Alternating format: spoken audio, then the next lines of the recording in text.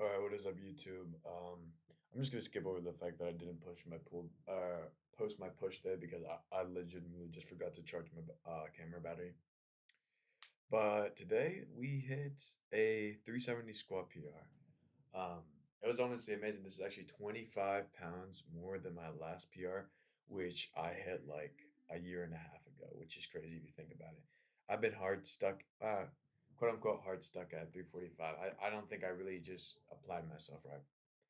But this is super nice because I've been with my coach for maybe like a month. And then again, like I've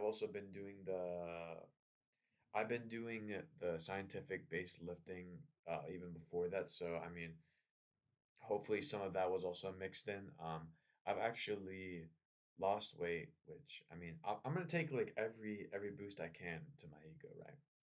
I've lost like 5 pounds from like the most heavy I've ever been. Plus, like the last time I ever PR'd was at 185.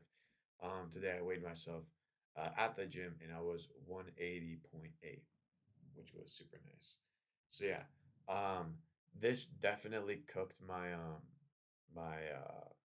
core. So I did end up doing the booty builder afterwards. But yeah, I mean, since I did the PR afterwards, like I felt it in my workout too. Like I just kept on getting like more and more like zapped. Like I didn't really bring that intensity, but I don't feel fatigued. And I doubt that I'm gonna feel fatigued tomorrow because bro, I mean like my sleep is just so on point.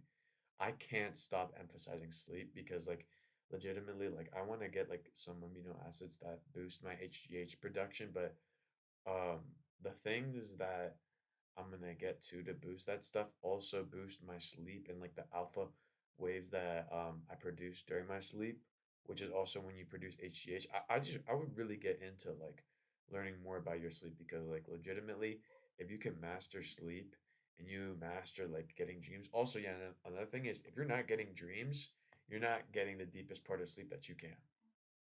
So you really want that, especially if you're in school, right? Because dreaming helps make our short term memory turn into long term.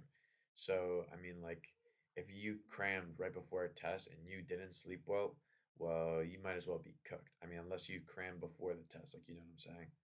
Or low key, I'm not that knowledgeable when it comes to ascertaining information and keeping it from short term to long term.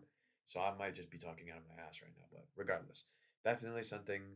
I mean, you should look into, um, but it's looking kind of hard to figure that stuff out too because like I keep on getting like these red pill guys just oh yes, sleep. Don't drink any water before you go to sleep. Don't eat 15 hours before you go to sleep. And it's just like it's crazy, right? Because if you think about it, going to sleep dehydrated doesn't make any sense. So there's some fluid that moves in between your spine and your spine and it's mainly moved by what? Water. And if you also think about it, you have to get your body in total has to get cooled down in order to go to sleep.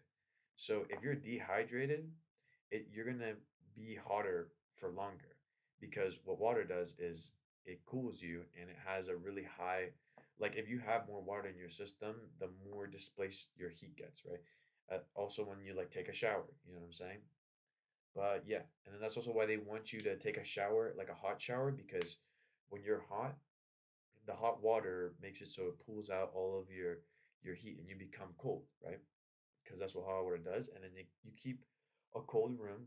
So it doesn't make sense to why you wouldn't drink water. Like why would you want to be dehydrated? That's not helping your case. But regardless, I mean like sometimes and that's another thing too, it's like you also have like TikTokers be like, oh, eat 50 grams of white sugar to increase HGH. And I mean, I don't care what you say, that just doesn't help. All right. Insulin doesn't help the production of HGH. And while it is like like they both have the same receptors, I mean, I honestly don't care. You know, right? Because in the long term, if you eat a shitload of carbs, especially before you go to sleep, it's gonna downregulate the amount of HGH you produce. But I mean, honestly, you shouldn't take my word regardless. I mean, even if like I become famous and you should always do your own studies, right? because eventually, like an argument is only as good as like the science behind it, right? And then the science will get better as time goes on. So arguments could become worsen. You know what I'm saying? So you should always do your own research. You know what I'm saying? Never really take. I mean, unless like my information was like new. You know what I'm saying? Like it was up with the times. But yeah. So things I'm looking into of getting are like GABA, um, arginine, citrulline, orthodine, which I already have on my desk. But yeah, I just haven't gotten around to it. I also want to get like melatonin, but I haven't seen any melatonin that like the serving size is one. I think I don't know if it's microgram or milligram, but I need to get around finding stuff like that. Once my L-theanine runs out.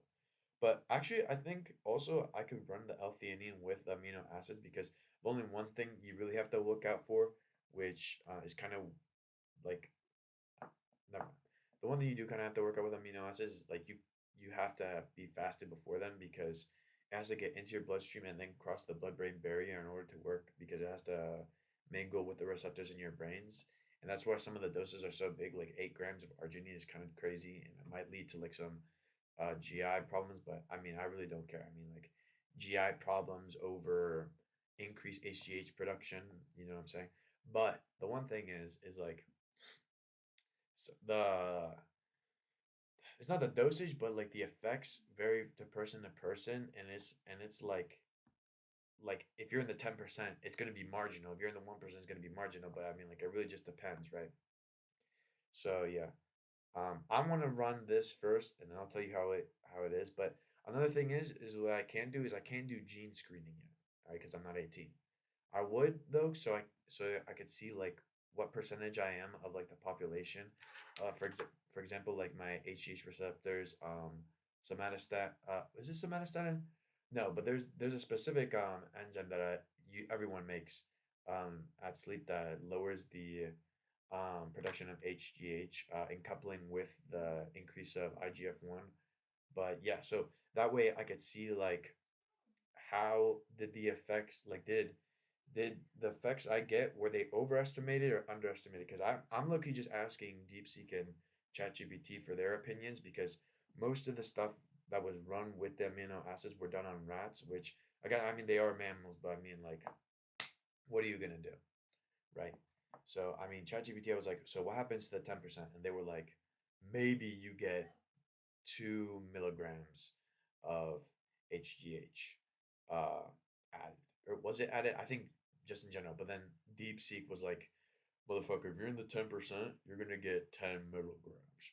And that shit is like 5 times the dose of like surgical fucking, you know what I'm saying?